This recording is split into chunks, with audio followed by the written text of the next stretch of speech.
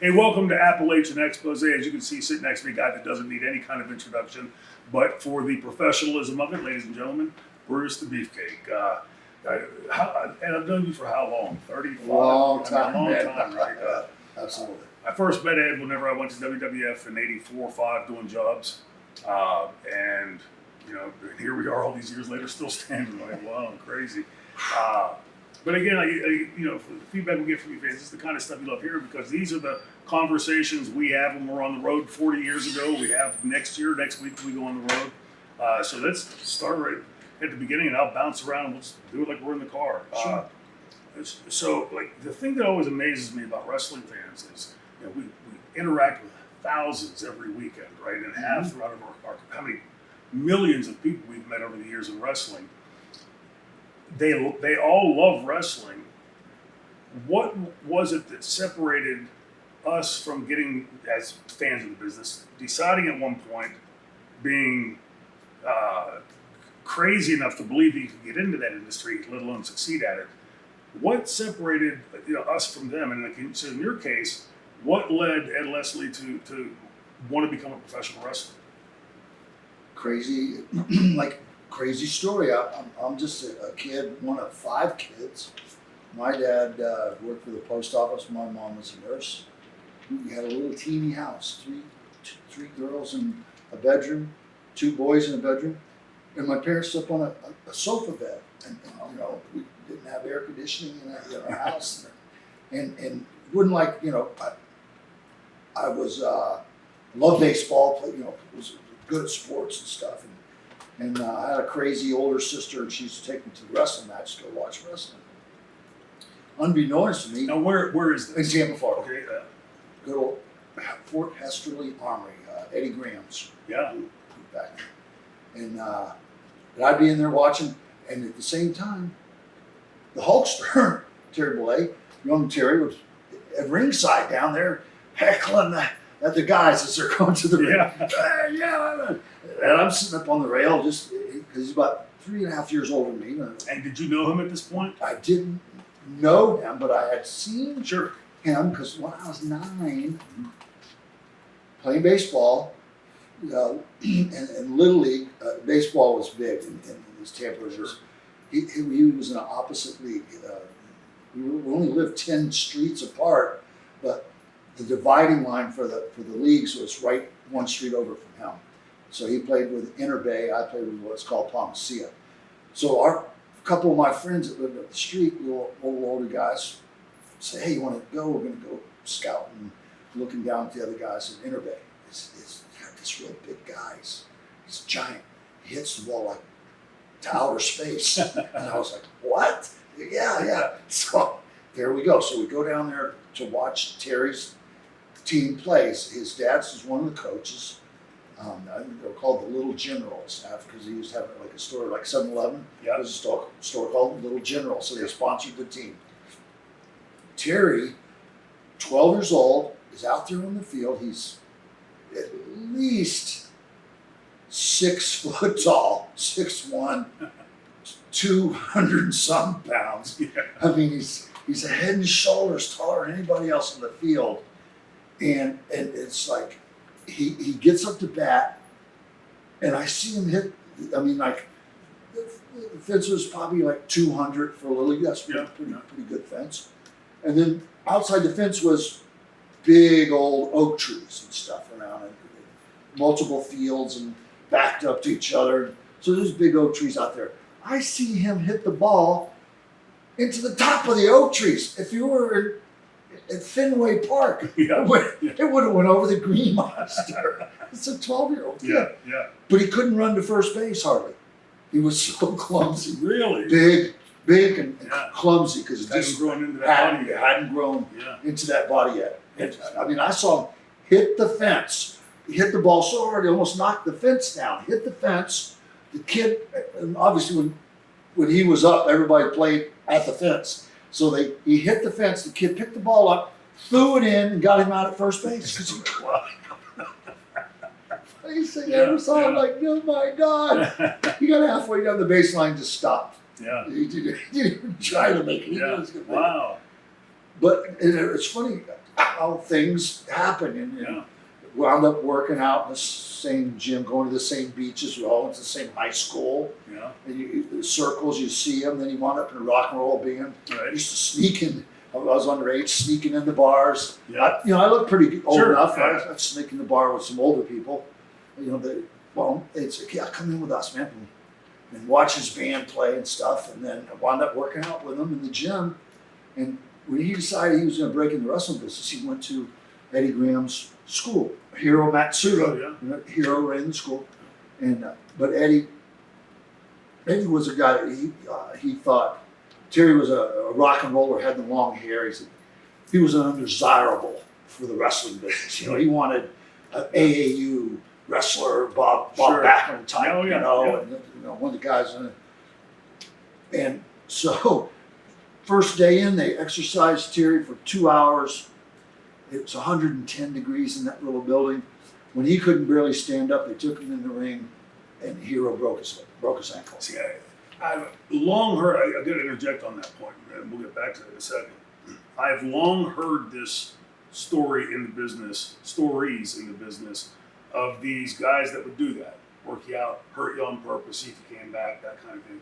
Luckily in my career, Dominic DiNucci, although he was capable of stretching all of us, he would rough you up, roll you over and just show you he was in charge, but never the attempt to hurt somebody. So you verify that for me, and that in fact happened to Hogan. They did. Crazy. And he was, he was distraught. He was really, he wanted to be a wrestler, and Sure. and he wound up, he got healed up pretty quick. Was back in the gym and training, and he went back. He actually crazy. Yeah. When he went back though, he had this giant big Bowie knife in his gym bag. He said, I didn't know what to expect. This is what he told me. He said, I put this big Bowie knife in his gym bag in case, they decided they were going to get even worse, give him a worse time than just Right. than breaking his leg. And he said, I guess Hiro, liked the fact that he had come back. Sure. And so they actually started training him, and they let him train for a while, and then but they wouldn't book him in the show. They book him in Tallahassee, which is 225-mile, 40-mile drive up north, or Miami, which is 260-mile drive south. Yeah. Back in those days, and the pay was $20 or something. So Yeah. it cost you that much in gas Sure. to make the trip. So he went a couple of times to the show, and realizing he wrestled the first match or wrestling, and then they have somebody, somebody just a smaller guy, and he was so big they'd have a small guy just beat him, and just Test him. test him, Right. and he just finally, I guess he just said, like, this is not the way I pictured this going, and I don't see it going anywhere, continuing like this. Right. So he's the hell with this, and he ran into a guy in his rock and roll days playing. They played all over the state, and there was a guy in Cocoa Beach, Florida, and this bar was legendary back in the 70s. It's called the Anchor Club. And like Steppenwolf was a big enough bar. Wow. Steppenwolf. Which would have been huge then. Oh, Yeah. I was there when they played. We were working the bar. He would be working he was bartender, and I took care of the door, kicked the riffraff out. And we never had a single fight in that place. Nobody got out of line because they knew what they were going to get. Yeah. But we spent. He was going to go over there to start up a gym and really get big. He thought, if he got really big, then somebody'd have to say, okay, yeah, we'll give you a break. We'll give you a chance. Was that his attempt to just get bigger for the wrestling business, or did he harbor any kind of bodybuilding aspirations? No, just the business. Wrestling Yeah. business, Interesting. yeah. And so he went and asked all his friends. He had a friend named Ronnie Courtney, and this guy he had, all he wore was a Superman shirt. I mean, he was athletic to the nth degree. He played softball or something. It didn't matter where he hit the ball on the field. He just ran around the bases, smoked around the bases, Wouldn't stop. He would never stop. Never stop at first base. Didn't have the ball rolled 3 feet. He still run to second or third. He just keep running. They throw the ball over here. He kept running. You get a home run in the park or and he asked Ronnie, to go and train with him to be a wrestler. I said, "Are you fucking crazy?" Well, I quit my job because he had a decent job. There was 3 or 4 other guys. They were friends, pretty big guys and everything. They were like, "Nah, man, wrestling, no, I can't." And I was working a landscaping job, driving tractors and forklifts and backhoes and driving a truck around and making $5 an hour. I'm doing $50,000 jobs, landscaping job in 2 days, and making $50 for the day. And I was like, oh, and so he calls me up and goes, "Well, kid, you want to be a wrestler?" I'm like, "Be a wrestler?" I said, "Oh." He said, "Yeah, we're gonna go to Cocoa Beach. We're gonna build our own gym, and we're gonna get so damn big that somebody's gonna give us a job." I said, "You know what? Why not? Yeah, give it a try. Let's go for it." Yeah. So we did. We moved over there. We built our own equipment. Whitey, his name was Whitey Bridges. Whitey had an electric welder. He had torches. He had everything. So we rented a little building. We went out and bought all the steel. We physically built our own machines. It wasn't the best, but it worked. And then we went down to Miami. They had a York barbell company store like down there. So we bought the barbells. We bought the bars. We built all the equipment. We opened Whitey's and Terry's Olympic Gym, and right on the edge of Cape Canaveral and Cocoa Beach down there. Trained for 14 months, twice a day, 6 days a week. We took Sunday off. Didn't have a drop of alcohol for that whole 14 months, and ate everything in sight. There wasn't nothing about a low carb, this and that. Whatever. We every day we went and had a stack of pancakes this big and ate as much as we could. We had ice cream stacked up in the freezer, big jar of peanut butter in a blender, and we just boom, and watched Johnny Carson every night with a big fatty and shake after shake after shake, just getting as big. He was about 255 when he left to go over there. And I was probably about 175. Decent shape. I had good legs. I could dunk a volleyball, but I couldn't palm a basketball. I was a good basketball player too, but wasn't going to get me anywhere. And then my baseball thing, I was doing pretty well with baseball, but I was like, this is a good thing. Let's do the wrestling. Go through wrestling. So I went up to like 260. So that means for me, I gained 75, 80 pounds, and he did the same. He went to 330. By the time we got done, I taped his arms. They were 23 inches, his biceps. And at this time also, not to cut you off, but there weren't even bodybuilding people that big. That was a monster size that you'd never seen anywhere. He looked good, man. We worked hard. And I worked so hard because he was so big. I had to work twice as hard to try to stay with him, but it was good for me. He pushed me, and then I kept pushing him harder, to lift more, to train more. When we got big, and man, they made a call to Bob Roop, because he knew Bob Roop. And Bob Roop told him, "Hey kid, if you're ever really serious and want to try something, give me a call, and I'll make a call for you." So called Bob Roop, he called Jim Barnett. There you go. So we got in the car, drove to Atlanta. Jimsy took one look at us, brother. He did a triple backflip off the fucking chair. He was like, "Oh my God. Oh my God." Yeah, he goes, "Look at the money." The money hairs on the back of my neck are going, woo, woo, woo. And Jim had a very storied career in this industry. But right? he'd seen a lot of talent. And it helped to launch a lot of guys, pushing guys in the right direction and stuff. And then so, man, they hooked us up I needed a place to learn. I had no experience, and Terry really hadn't wrestled. Right. So Jim was smart. He knew guys well. He had Ron Fuller, the Fullers, Roy Lee Welsh, Bob Armstrong. Yeah. All these guys that in the Pensacola territory. Mm-hmm. And Archie Goley, the Stomper, Tony Charles. I mean, these guys are real talented older guys, super veterans. Joe LeDuc, guys. And they sent us up there, and they just took me in the ring every night before the show. And show me how to lock up, and then grab a headlock, how to hit the ropes, how to take a slam, how to do this. Nothing real complicated. No triple Lindy, super swing around the head 3 times, flip the guy over.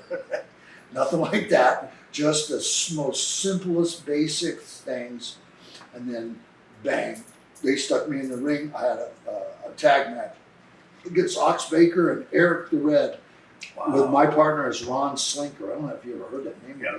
He was a Tampa police officer who kind of had to quit because they were going to throw him out. Is that right? Yeah, because he was. I remember hearing the name. He was dirty as hell. Yeah.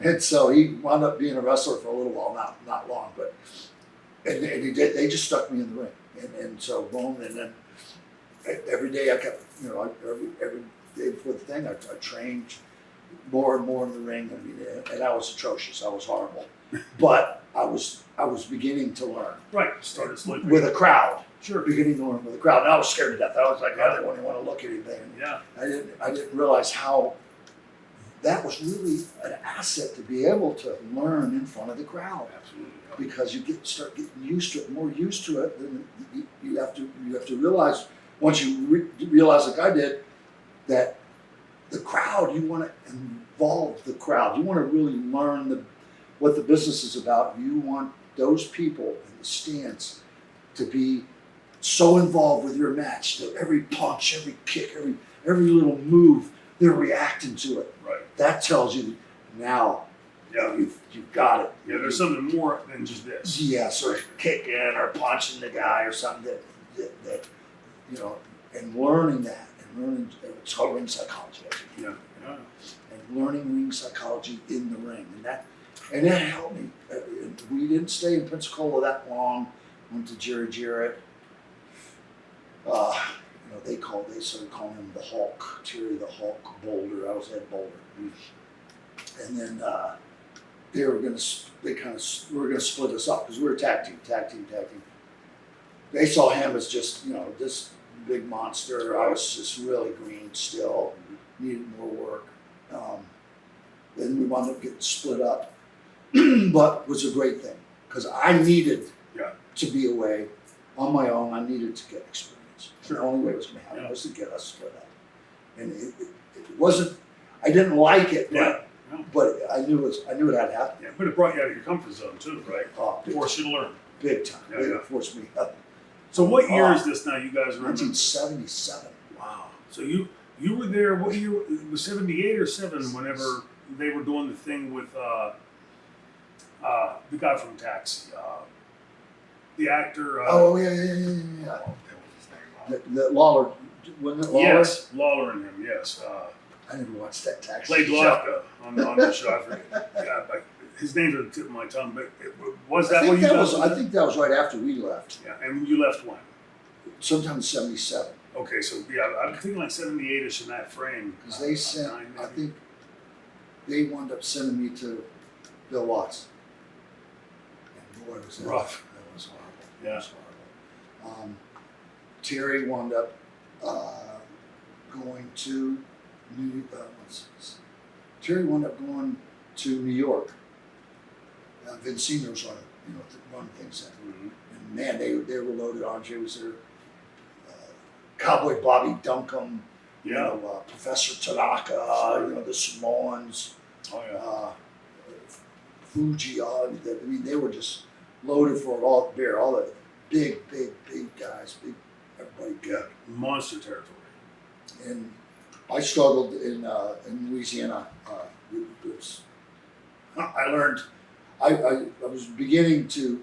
I had to learn how to take care of myself. I was naive, and I thought, we're all wrestlers in there. It's all cool. That wasn't the way it was. Yeah. These guys, I looked decent still. I mean, I looked good. And these guys who didn't look anywhere nearly as good as I did took advantage of the fact that I was green, and they just wailed. They did stuff to me, and did finishes. I didn't think I had the right to say no to anything. Right. Sure. And they wailed me, and they just beat me unmercifully. And one guy, Pork Chop Cash, this colored guy, crashed me down on my shoulder, separated my shoulder. Larry Sharp was in the territory at the time, right? Had an apartment. Good old Larry said, "You can stay there, stay at my place." I didn't have a place. I was living with Buck Roby in his car. Oh my God. Yeah. And he said, "You stay at my place until you can feel like you can get back in there," and try to come back. Charlie Cook was another big Cook guy. Was an ex-NFL player. He was a super nice guy. Charlie would take me around and help. He was feeding me and stuff. They weren't even. I don't even know if they were even paying me. Buck was stealing my money. It's like it was a real nightmare. Finally, I called Hulk. I said, "Brother, if you don't get me out of here, I think I'm going to die. They're just going to kill me." Yeah. And he said, "Get out of there. There'll be a plane. Where are you?" I said, "In Jackson, Mississippi." He said, "There'll be a plane ticket in your name waiting for you. Fly up here. You can heal up, get better." Because they were driving trips there. Yeah. He says, you can drive with me. We'll go to the gym and we'll get healed up better, and then we'll figure out something. So boom, I flew up there. Man, as soon as I got back on the regular schedule in the gym, man, I was back. I looked good. I was coming up. Patterson. I was like, yeah, look. You get Eddie on TV. He wanted a job. One job in the Outback. He went through me and Steve Lombardi. Yeah. And Terry right away, thank God, said, "No, you don't need that. Yeah. He just needs more experience." Yeah. So they booked me in Portland, in Oregon. And that's where Piper's from. That's where Piper was in and out of there. Flair was in and out of there. The Giant was in and out of there. You had Stan Stasiak was in there. Dr. D, David Schultz was there. I ran into Billy Jack in the gym and wound up getting him involved. He loved it. He saw what was going on. They wound up, Don Owen, and they made some calls, so they sent him to Stu. Yeah. And Stu broke in Billy Jack, so he wound up coming back to us at the WWF. But being able to there, and Kurt Hennig came in. I had like one of Kurt's first matches in one of the little towns, Eugene, Oregon or something, and his dad, Larry the Axe, was there. And oh man, I mean, that was a giant in his own right too, and learning how to work, learning how to wrestle with people, not big crowds, but there's still people. There's 40 people, there's 60, there's 80 people, whatever it was. In the bigger shows, sometimes Olympia, some of the other towns, they'd have Flair come in, they had Piper come in, Andre would come in once a year. We'd do the big battle royal things, He had Playboy, Buddy Rose. He had Don Owen like wrapped, so it was the Buddy Rose show all the time. But I didn't mind. But that territory really gave me a chance to work middle and upper matches, not just have to work the first match, and to begin to feel something there, and maybe get a chance to do an interview or two, start to interview and stuff. And then Terry got me a shot of working for New Japan in Japan. Yeah. And I started going to Japan, and right away, Bill Eadie was their mass superstar, Slaughter. All they wanted was giants. They just wanted big guys, and I wasn't a giant, but I was 6'4", 260, still pretty good size. Yeah. And so they put me with Sakaguchi, who was the booker, and he's up there in age. He didn't want to have to do anything and stuff. And Terry pulled me aside and said, "Look, the Gooch doesn't want to do anything, and if you're stiff with him, just go in there, do whatever he wants, but take it easy on him." And I went in. I was like a wild man outside the ring, and the people went crazy. And then I got in the ring with him, and then it was like this. Yeah. after the first match, he did his little judo finish thing, whatever. After the first match, he went over and told Inoki, "Oh, this good kid. Yeah. I'd take care of him." Sure. I'd work with a top guy every night. So I knew it. Yeah. I'm not going longer than 5 minutes. Yeah. I'm not going to get hurt. Right. You know, and I mean, I wouldn't get paid a hell of a lot, but it didn't matter. It was the fact that I had my foot in the door and a chance. And I was learning the politics of how to get along too. Yeah. And then, you know, territories. Back into Pensacola again.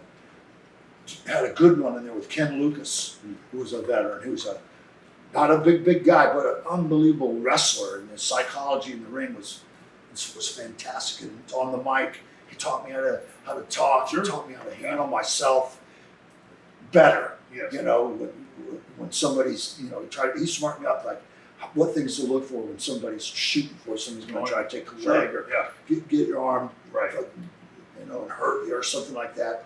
He smartened me up a lot. And those guys were good though. Bob Armstrong, and Archie, and all the guys. You know, everybody helped you. You know, after your match, you sit down, they tell you, don't do this, do more of this, sure, do this. Boom. Yes.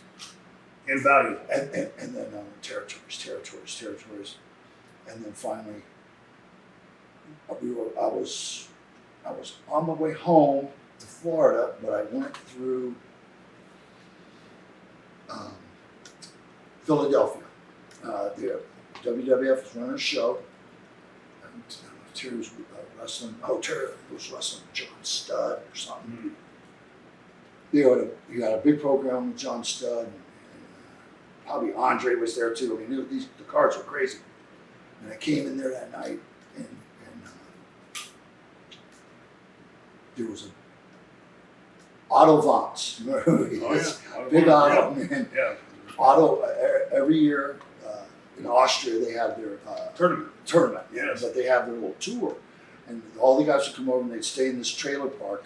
It's on this like man-made lake.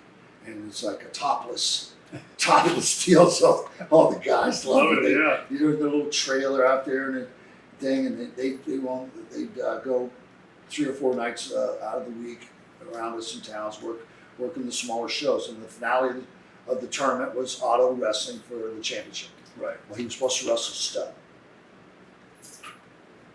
There's no way Vince is going to pull Stud out of his program with Hogan.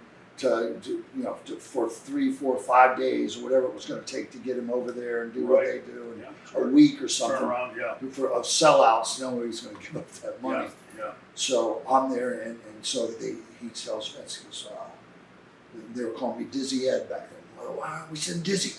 Why aren't we sending Dizzy over there? And they said, oh, okay, yeah, that sounds good. Yeah, we'll send him. By far, I was the smallest guy they'd ever sent. And so I got a lot of shit when I went over there. I get to Austria, and Otto hadn't wrestled since the last year. Yeah. He's 440 at least, just round. Yeah. And wide as he was tall. Yeah. And you know, he was a little skeptical. He wasn't too sure because he's used to wrestling the Bob Slaughter, the Mass Superstar, the John Studds, the giant guys. All 6'8", 350 pounds and all that.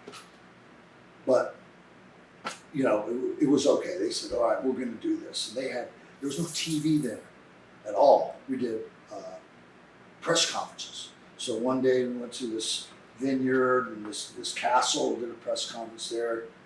Then one day we went to the gym where Arnold Schwarzenegger grew up and trained at. Wow. This couple that owned the gym, and they must have been in their 50s. And late 50s, and they looked like they're 20 years old. Yeah. And they were so nice to me. They were like, here's our phone number. Anytime you want to come to work out, just call us. Come over and open the gym. Wow. They had protein. They had stuff. They're giving me food. Here, have some protein. Take this back with you. Here, get in the tan in bed. You know. And it was like, oh my God, it's amazing the way they're treating me. So I'm doing the thing. And they're doing the thing. We go for the weigh-in. You know, they weigh me. I'm 265. They weigh Otto. He's 445. And the thing's going, oh, how's this going to work? You know, this little guy is going to wrestle Big Otto and thing. So the day before, I've been out a little bit around the town. The town was beautiful in Graz.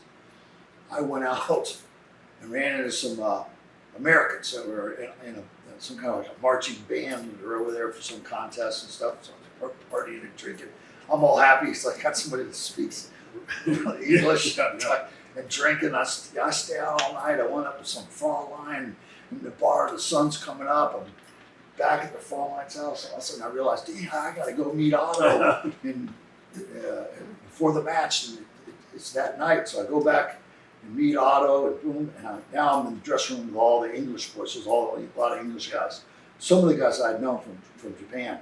And they're all, they're with me. They're going, you're gonna love this kid, Big Otto. He's, he was stiff. Everybody knew he was stiff. Yeah. I said, he's stiff. He's gonna beat you all pulp. I said, oh, okay, yeah, maybe so, maybe not. We'll see. And I was in phenomenal shape. There's no question about it. Yeah, I could still bench 450 then. Yeah. Sure. So I was 440 pound guy, and didn't scare me. Right. And so we went in there, and they had rounds. We didn't. It was like a boxing match. So we had rounds, and Otto was going to do his steamroller finish on me in like the 7th round or 8th round or something like that. So we go in there, and we're fighting, and Otto said, hit me, and then harder, hit me, and I'm not hitting with my knuckles, but I'm kind of hitting with a fist like this. Yeah, yeah. I hit that guy so hard so many times that my fists actually turned black. and we fought, and we did this and that all over the ring. And the big deal for Otto was every year was they had the biggest guy they could find, and they'd have the biggest guy try to pick Otto up and slam him, and then Otto would not get slammed, and then Otto would do his steamroller finish and beat them, and he's the champion. So, he calls for the slam, pick him up, turn him, and slam him.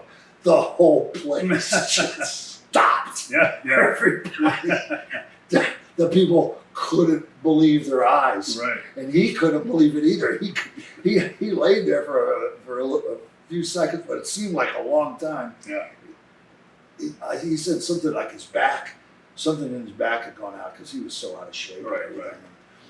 Now we're trying to finish the match, and they get up, I do something, and boom, and I'm just pounding him like a tom-tom, boom, boom, boom, and next thing you know, he says something to me and hooks me in a small package, and 1, 2, 3, and then rolls out of the ring. They put him on a stretcher, put him in an ambulance, and take him out. And I'm still in the ring, jumping all around, going, going like a wild man. And the people in there go scratching their heads, going, that's the best match we've ever seen this guy at. It's so horrible. Yeah. It's just two guys, nothing happened.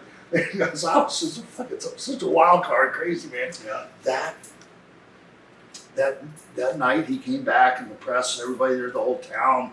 He came back. They adjusted him, gave him a pain pill or something. I don't know. He comes back, thanks me, and the press and the people, they're all saying, when people saw how big you were, and nobody thought you had a chance or anything was going to happen there.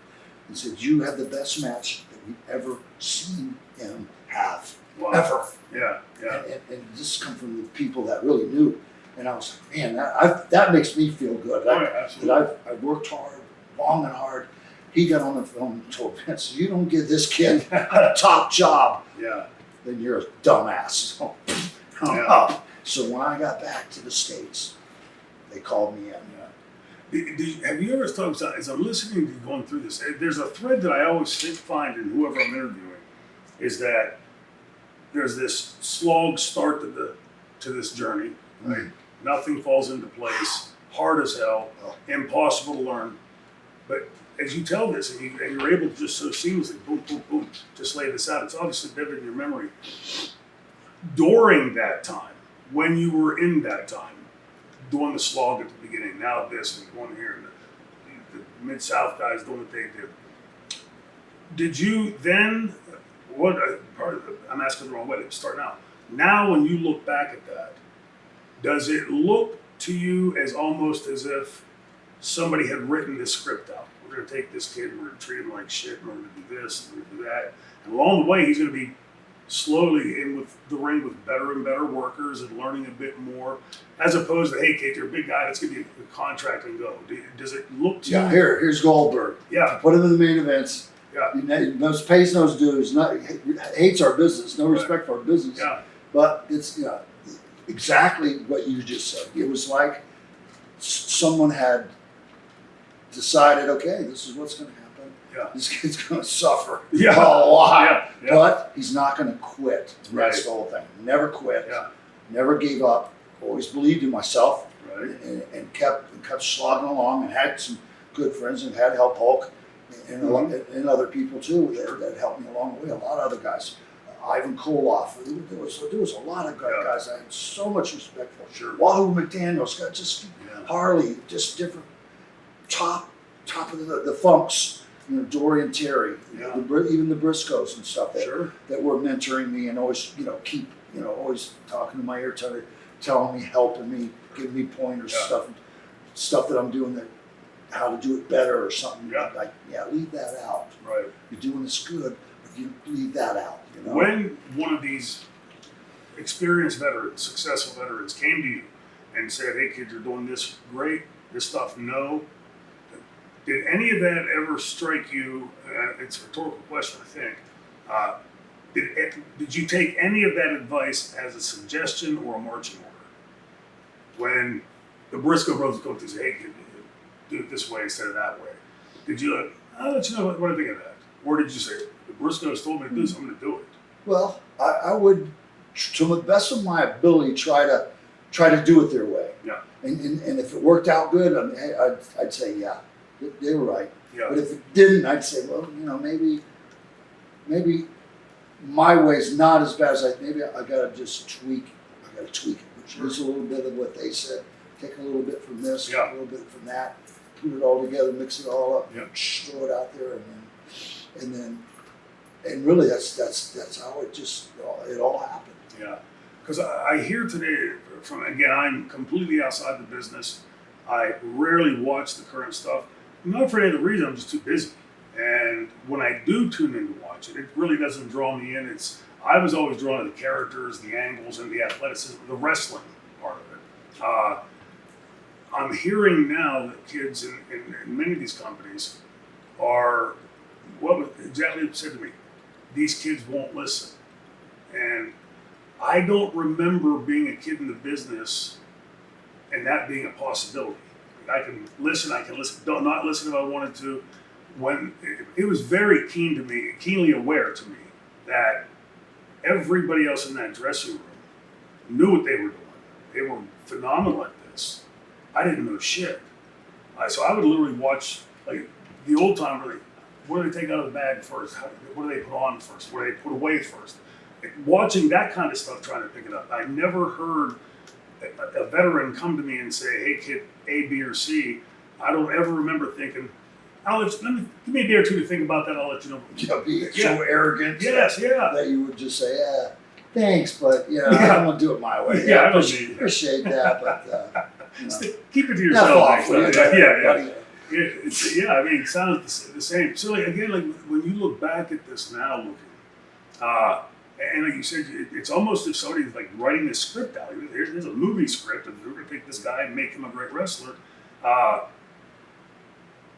do I word this? And looking back at that, first of all, I think that undersells a lot of the hard work that we put in, all those miles on the road, the injuries, and all the things that we endured. One of the toughest parts for me was being away from my family and friends. Yes. I loved wrestling, but this is my family and friends, and I'm never seeing them anymore. In looking back on it now, you know, obviously we're at the tail ends of our career, right? Did it at any point along that path? Did you? How do I word this right? Did you ever stop and at that point, in any of those junctures of what we just talked about, thought, okay, I can see this great future ahead? Like, did it ever materialize to you, or was it just along the way of, I'm going to keep plugging, I'm not quitting? Pretty much And just get get that way. It was like me. I couldn't see the light at the end of the tunnel, but there was a glimmer. Yeah. There was a glimmer at the end of the tunnel. Yeah.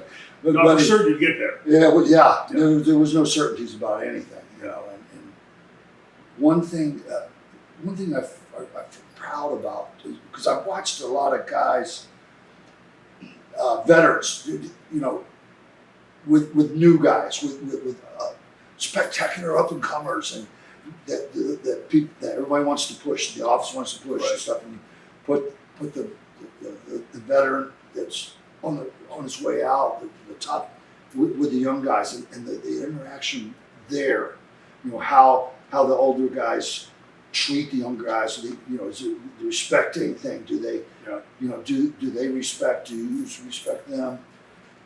When I wrestled Bruno's son in WrestleMania 1, David, and I forgot. I like David, but he just it wasn't in his heart. Wrestling wasn't in his heart. He was kind of trying to do it, I think, to please his dad and everything. And I never really seen Bruno wrestle that much, but I'd seen him wrestle. Sure. But I had, you know, just ultra respect for him and you know, the way he looked and the way he performed in the business and stuff.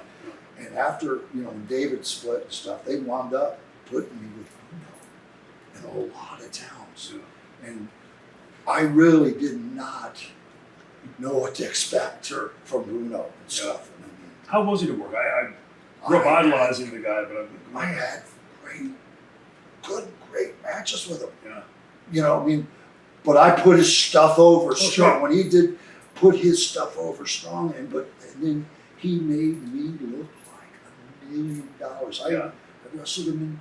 He's from Pittsburgh, right? Yes. I wrestled him in that Pittsburgh arena, brother, in front of that sold out crowd, and he put me over 1, 2, 3. Wow. Yeah, in the middle of the ring, and without a hesitation, without a, you know, and that's what shook my great match, kid, good match, you know, and that. Yeah. I felt, sure, as a big man, wow, that's passing the torch thing, you know, where the veterans honestly giving his blessings, saying, you're doing good, kid. Yeah.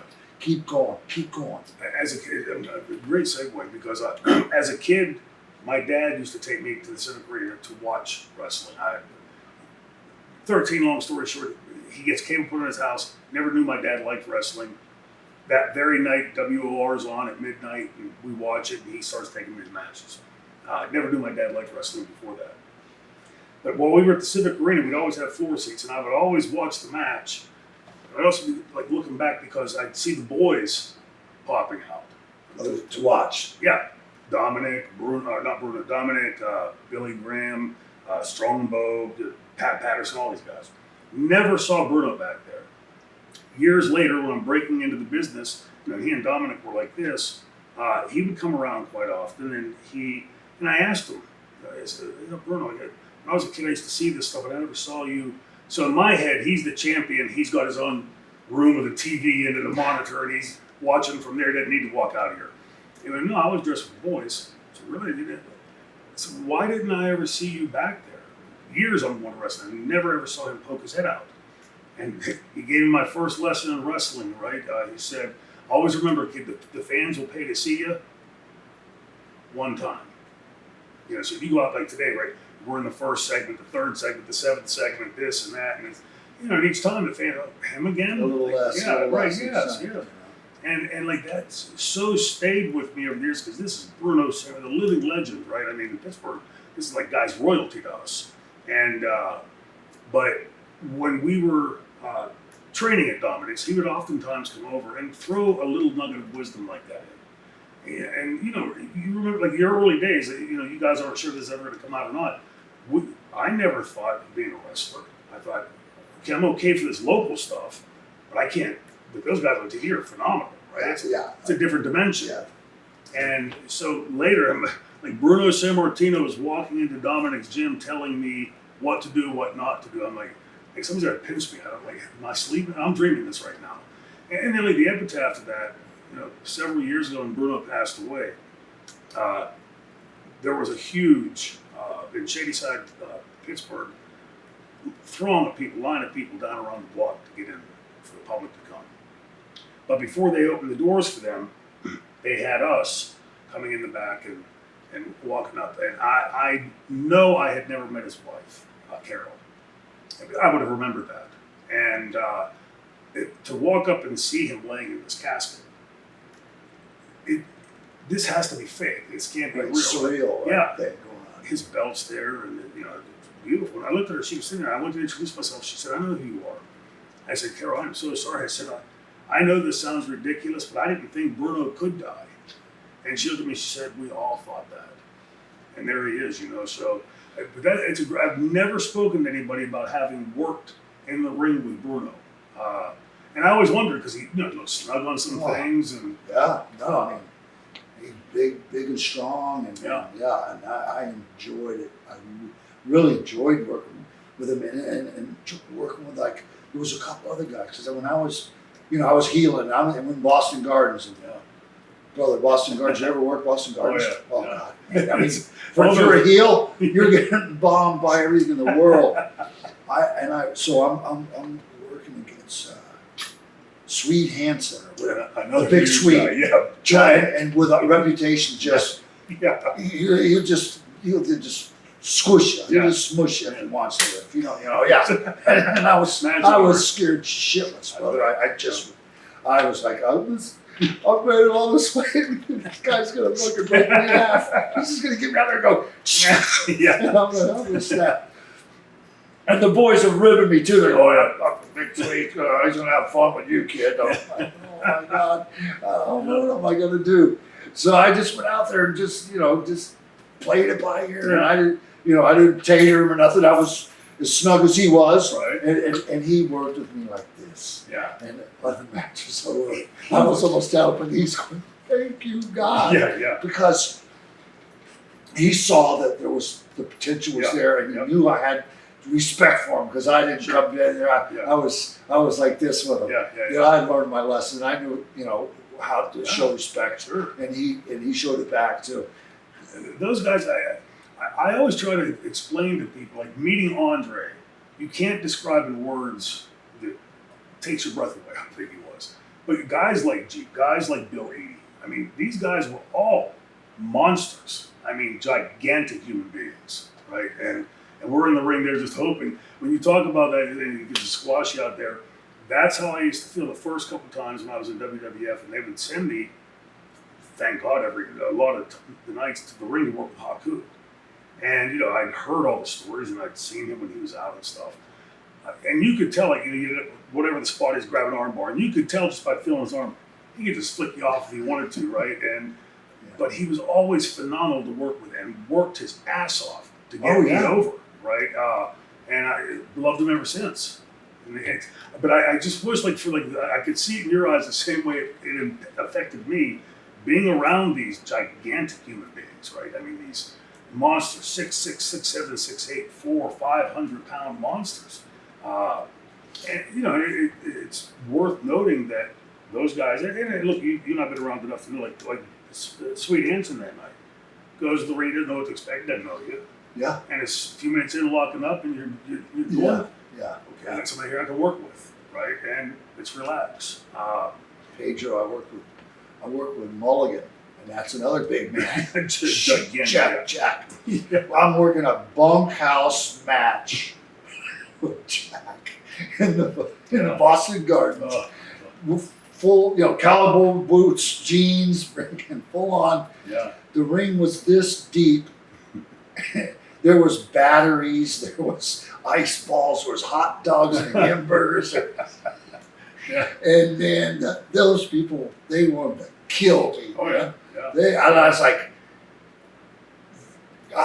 it made me feel good. So I was like, you know what?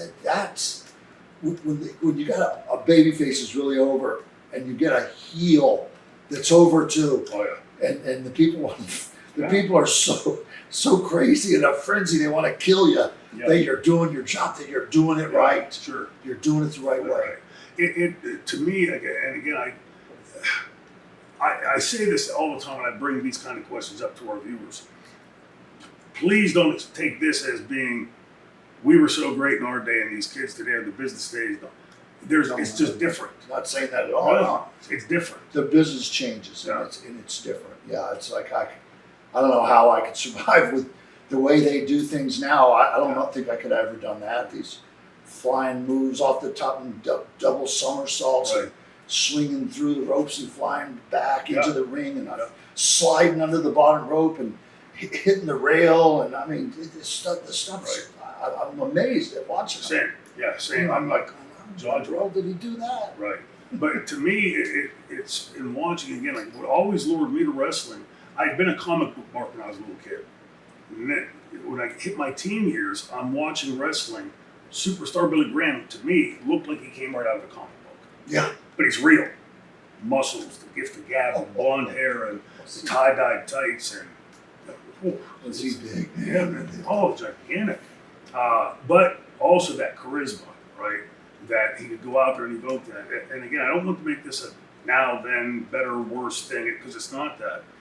But, you know, I hear you saying it in your stories, and I say it all the time in my stories, that when we were in the dressing rooms with those guys and working, you know, holding your breath, going to that ring and everything, that we somehow survived through that, learned from it, and went on to pretty much do what we had been taught, right? I never went to the ring, even my main event days, and went, this is all coming from here. This is all something somebody else had done before me that gave it to me. When I watch today's wrestling, again, slack-jawed at the athleticism, but I don't see anything, like you said about how you were selling for Bruno. And that's when the people would come to life, right? Oh, yeah. Come alive. These kids today, if it were today, and he started doing that to you, you would just kick him in the head or just do a backflip or something and walk away. Yeah. And so there's no story being told there. And to me, that was what always sucked me in, both as a wrestler and as a fan prior to it.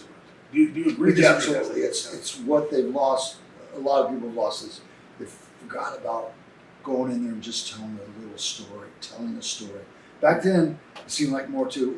It was more cut and dry. There was a good guy. There was a bad guy. Yeah. Everybody knew who was who. Yeah. And it was good versus evil, and that's the Universal theme. universal and good fighting evil and good triumph in the end. Is that's what everybody gets coming to see. Right. And you have to be able to walk that fine line but give the people what they want. Right. Yeah. If you want them to keep coming back. Sure. Yeah. Yeah. That's one of the most important parts. So it's the key. Yeah. Now, once you had in your mind started making it in the business, you're no longer. This is not any longer a hobby for you. You're actually making your living from this business. Because that being in Florida, first of all, and being a fan of Florida Championship Wrestling, those guys then weren't jet setting all over the globe. They were wrestling pretty much in and around Florida. Did that side of the business take you by surprise? That now, you talk about Mid-South, right? There's the thousands of miles you can drive there. But that was just a scratch on the surface of what the business would become, right? You might be in Japan tomorrow, England the day after that, Pittsburgh the day after that. It's literally circumventing the globe. Were you ever prepared for that? Were you aware that it was even coming?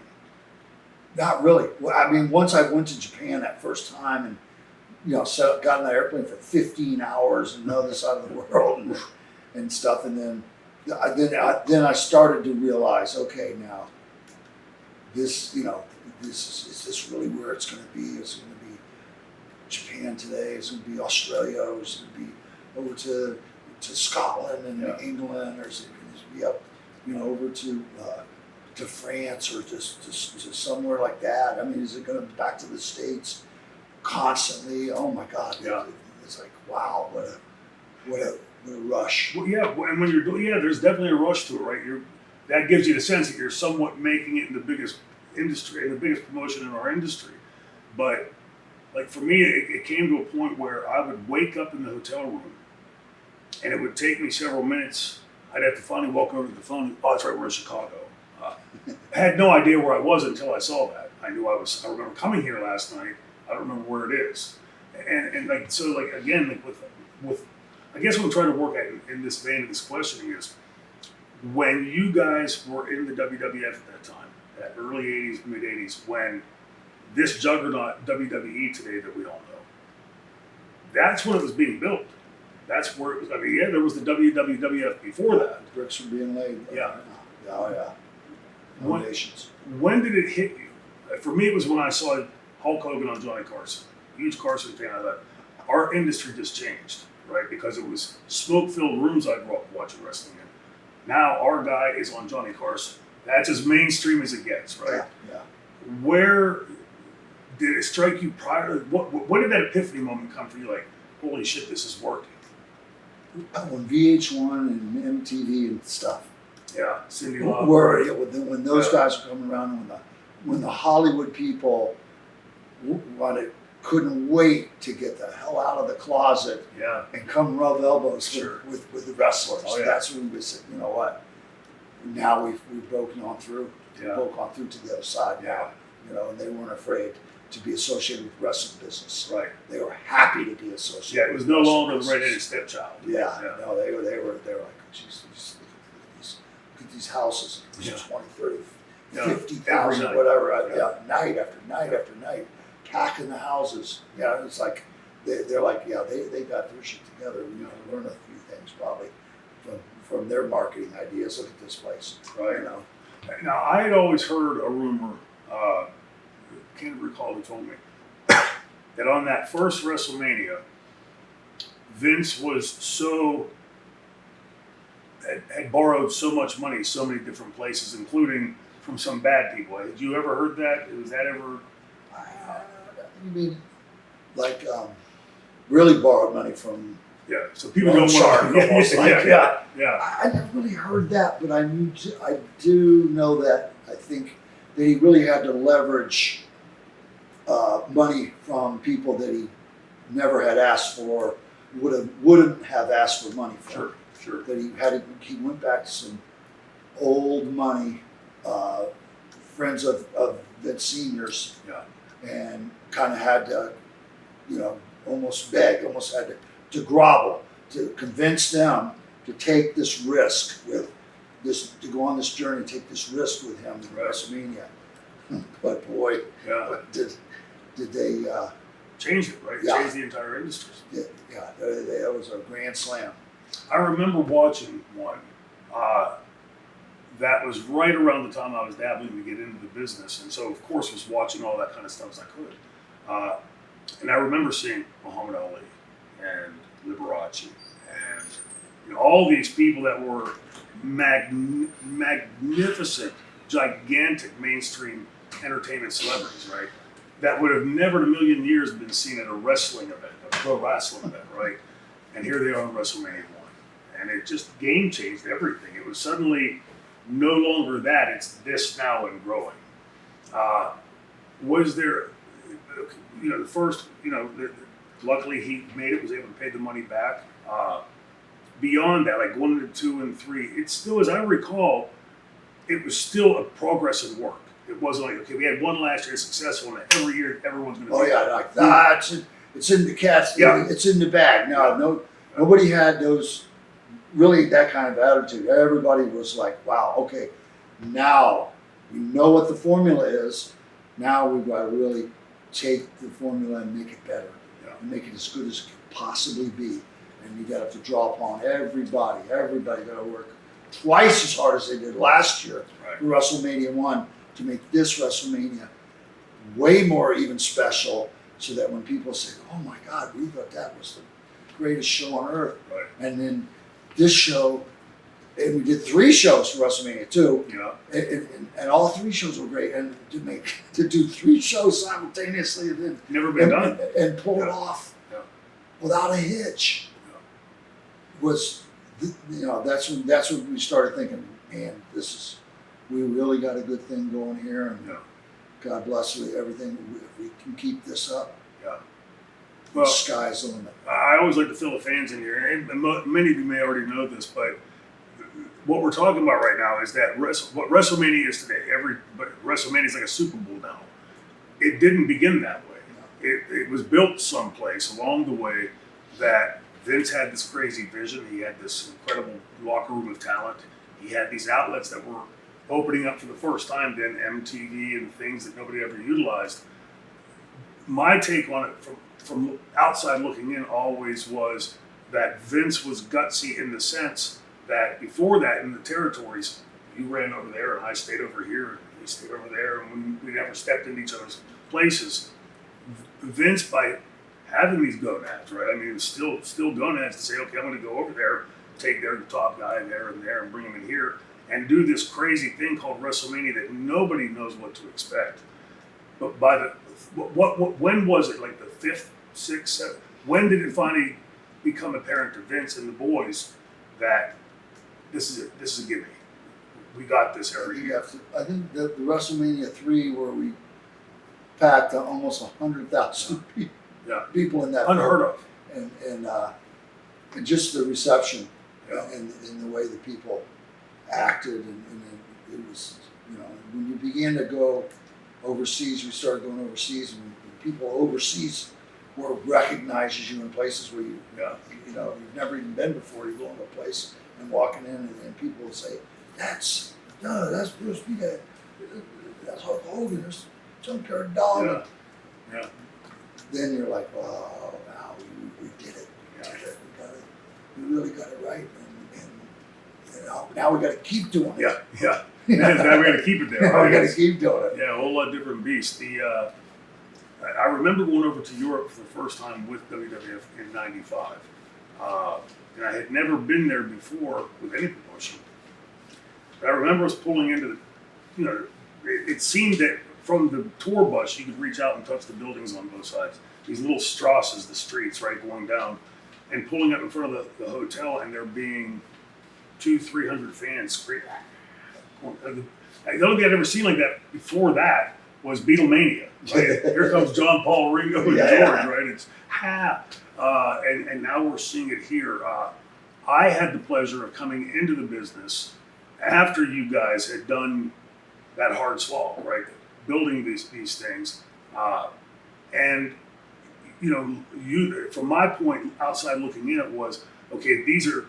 This is the Super Bowl of our business. What can we do better than them? Where can we take it a different direction? So I was always in my career looking at it from a different perspective, but all the while always respecting what Vince had built there. I've got personal differences with Vince. That's here or there. I can look and say, this guy had an incredible vision, right? I wish I'd had it. To be able to look and see, because again, it's easy today to look back 40-something years later and say, I'll say that every year they got this guaranteed show. Well, that, again, you guys had to build that, right? And there was no guarantee that would have worked. As much money as Vince had laid out on that first one, had it bellied up, Tell them what could have been the end. A lot of people told Vince he was making a mistake. Well, even when he decided, cable television, he's gonna take over the whole country, because we've been territorial.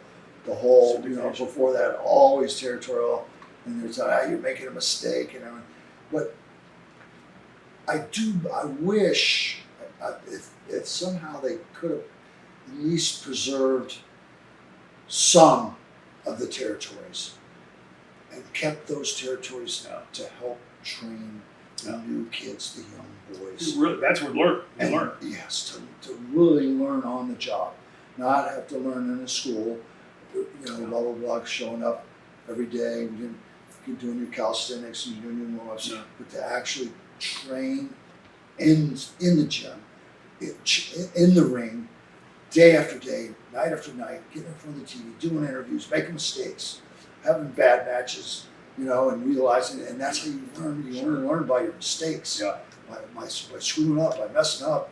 And that's how you learn. You give your best, and And that's It's funny you say it because I've long talked about that. I was coming into the business really at the tail end. The territories were dying at that point, but I still had the opportunity to get my foot in some of those doors and do some and learn a little bit there. And I can now see the two sides. To me, I agree 100% with you that learning, have to drive 200 miles tonight to get to Timbuktu, wherever over there, have your match, learn, screw up some things, do some things right, learn, educate on the way back, and do that night after night after night after night. As opposed to, I still have mixed feelings about the performance centers and the professional schools, as they call them. Because again, if you're just going there and doing your calisthenics and stretching out and now taking some moves and hitting the ropes, okay, that's great. But learning all of that stuff while there's eyeballs on you, I think is what really turns you into the performer, right? As opposed to, there's nobody here but just us. If I can screw it up, I don't have to do it perfectly. But just, to me, it always amazes me that in this industry that we decided to pursue, that you go into it and there are 10 million avenues to success, right? I mean, Hogan made his way, very different from the way Flair made his way, which was very different from the way Bruno made his way. Mm-hmm. But they all end up in that same place. And the litany of different flavors of ice cream, right? I mean, there's, Baskin Robbins doesn't cover it in wrestling with all the different slices that there are. Bill Watts, I remember telling us all the time, at Thanksgiving dinner, you don't want to eat just a big pile of turkey. I mean, you don't want just a heavyweight match or gravies. Yeah, a little bit of everything, right? Carrots, you gotta have some. Yeah, and see, to me, in those early days of the WrestleMania, that was, to me, when WWF was at its very best, because you had all those flavors, right? You had this incredibly charismatic giant Hulk Hogan on the main event. You had heels working with him like Orndorff and Roberts and Piper. Then you had the Gift of Gab with Piper's Pit, and then you had great tag teams. You had women's wrestling. And you had literally every flavor there was in wrestling. Steamboat would go out with Macho and put on his clinic in WrestleMania 3, their clinic. During that time, was there ever an internal push in the company to look and say, okay, the fans are really digging this match, digging Hogan's entrance, those things. Was there ever a time when Vince started falling back to sort of paint by numbers? So, okay, well, Piper's... We know this works. Yeah, we know it works, so you do it. Try to duplicate it. Yes. Not really. It seemed like our great success was because of the individuality of the characters. Everybody being so different, one from the next, and bringing all those special qualities out and into the public, and the people could see them and say, yes, I like them, or no, I hate them, or I don't care about them, or whatever it is. Yeah. That's kind of the way it happened. Yeah. So now at this time, wrestlers are making literally unheard of money. And, what Bruno had made before that paled in comparison. There was this money hand over fist. Obviously, when you have that kind of thing going on in a business that's at work, how long was it, if ever, did that beast start to rear its head? Brutus is making this much, and I'm only making that much. Did that ever cause tension in the dressing room? Not that much. There was a few guys that would, we were working so hard. And it's like, okay, and you actually get a semi-main or something in a big card, and you have a hell of a match, and then you get your payoff, and you go, oh, yeah, come on, what the fuck? And then you walk around and go, this bullshit, and then, the other guys, the guy worked the third match in the card, he got twice as much money as you did. Yeah. And you worked the main event, but it's because politically he's connected, and they're taking care of him. So and that's what happened. And sometimes you have to remember, you can't fight City Hall, you can't bite your tail off to spite yourself. Yeah. You just have to sometimes you got to take the cards as they're dealt and just work harder. Yeah. I want to And sometimes work smarter, not harder. Yeah, absolutely.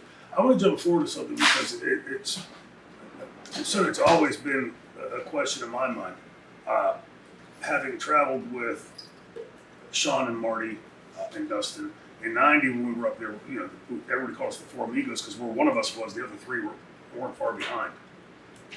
When the barbershop interview comes where Sean and Marty are being split apart, how much of that were you privy to, or was it just you were conducting the interview here and really didn't even know where this was going?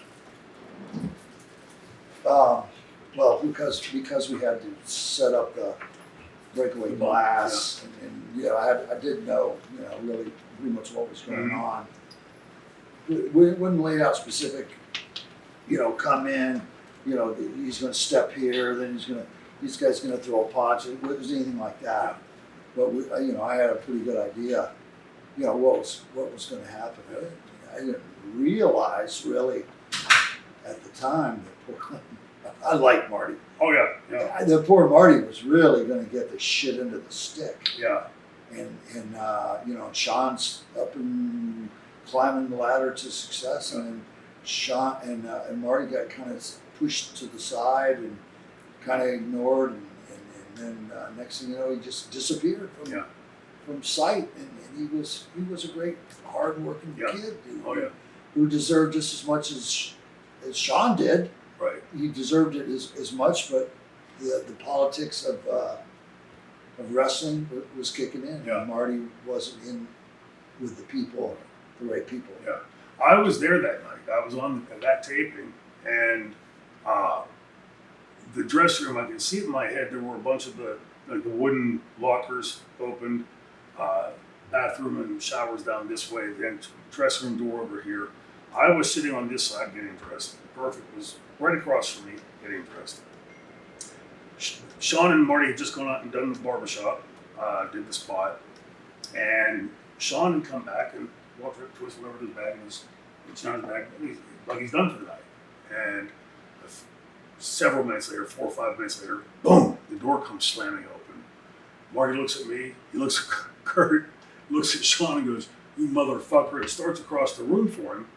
And when he gets right about to me and Kurt, like in between us, I look over at Sean, and Sean just goes, falls over and curls up into a ball. And so Marty gets over, he's like trying to get a shot at it, and starts putting the boots to him. And I looked over at Kurt and I went, "Should we stop this?" I've never seen that before, right? And then Marty had later told me, Marty and I had been friends for years at that point, 5, 6 years at that point, that he always let Sean do the business. You take care of the business, and I'll, Marty's not that guy, right? He wants to go out and have his fun, and he does. But he knew when he got back, and Vince had said to him at the gorilla position, "We'll be in touch in a few months." Yeah. He was done. Yeah. And so confronted him, and like I said, he fell down on the floor and crawled up in a ball. And I remember thinking, like, I've never seen that. Like, Andre would kill me. I never heard anybody say that before. I didn't know that actually happened. Right? Yeah. That sounds about right. I've known you for how long? I'm hearing stuff today I never heard. This kid that interviewed me earlier today, he's telling me things I never heard. Like, I'm like, really? So anyway, what year was that happened with the barbershop? 92. 92. So when I would go back there in 95, that was to me whenever I saw that beast called politics really raise its head, right? Like, to me, the wrestling dressing rooms had always been this. Me and you might have an issue tonight, we're having a beer tomorrow, but there was never that really stab you in the back, get rid of you type of thing. I'd seen that rear its head now up there that time. And I remember thinking to myself, like, this will be a cancer that will eat this dressing room up, because now you're, like we talked earlier about this country, right? You keep pulling people apart. You doing the same thing. Sooner or later, we're doing this, right? And somehow up there, that never really happened. We know that there were a lot of guys that got affected by the politics and the backstabbing, but how much were they, like, at that point, you guys are becoming the elder statesman in the company, President, right? 10 years later, 15 years later, you guys have been here all this time. How aware of it were you guys that were up at that upward slice? And what did you think should be done about it, if you did know about it? I didn't know what could be done about it. I had a, you may or may not know, do you know how the barbershop ended? No. You know, and even Piper, Piper, I loved the Piper's Pit. Piper put me over in the barbershop to the point where, you know what I mean, like, I was right there with Piper's Pit, man. I tell you, that, to me, I was like, God, unbelievable. And it was another thing that I think they thought I was going to fail at, this barbershop. They gave me shit. I didn't read a script. I wouldn't read a script. They couldn't make me read a script. We get out there and winged it. Just let my personality, let that crazy barber fucker loose, and shit with good stuff would happen. Yeah. Well, when it was winding down, Sid was having a match against, I think it was against Hulk in WrestleMania 8. It was in LA, I think. So I'm doing a barbershop, and they have Sid come into the barbershop and make me cower from him and destroy the barbershop. Destroy it. I mean, literally smash it to smithereens and leave me cowering. Yeah. And that's how they wanted it. Right. And it broke my heart. I was like, that's why on God's earth, when you have something that was so successful, why would you destroy it? Yeah. Only except for if you're jealous of it, and that was the only thing you could do to try to make people not remember it as great as it was, is just destroy it. Yeah. And that, to me, they were sending me a message right there, buddy. Yeah. You know. Were you how long before this segment had they gone over this with you? Like, okay, this is what we need tonight, or whatever. Not till that night. Right. I did not know that shit was going to go down. Wow. No, I probably wanted to fucking took the back door. Let him. He wants to go destroy the barbershop. Fine, but not with me in it. Yeah. Because again, like, this is what we talk about. This what's going on currently with AEW. When you allow any of the inmates to think they're running the asylum, bad shit's going to happen, right? And like with what you're talking about, from where I come from in the business, and I saw the same thing there in '95 when I was there. If you and I are working an angle, that wrestler over there should have no idea what our angle is. They have their own angle. We work on that. But if I know what's happening and he knows what's happening, but you haven't been cued in and you're part of it, that's as disrespectful and condescending in the business I can think of. Right? It's throwing you to the wolves. And I tell you, we got to do another one of these because this is like great. Man, I really enjoyed it. I was thinking we could go all day. My wife called a while ago, but I want to call her back. She's gonna think I'm damn wrestling again. I'm lost in the hills somewhere, but she always said to everybody, "I can't shut him up. You won't stop talking." She always tell me, "Shut up, stop talking. You can't stop." So I give it to her now once in a while. She gets on the phone, she starts yapping. I'm like, "All right, Miss, I can't stop talking. Yeah, you need to take your own advice." Absolutely. Again, Brutus the Barber Beefcake, thank you for being here. Love to. It was a pleasure. We'll do one again. We got to. We'll do one again. For the fans out there at Appalachian Expose, Brutus the Barber Beefcake, give us your feedback. What do you like about this? What can we improve for you? Love having you here. See you next time, guys.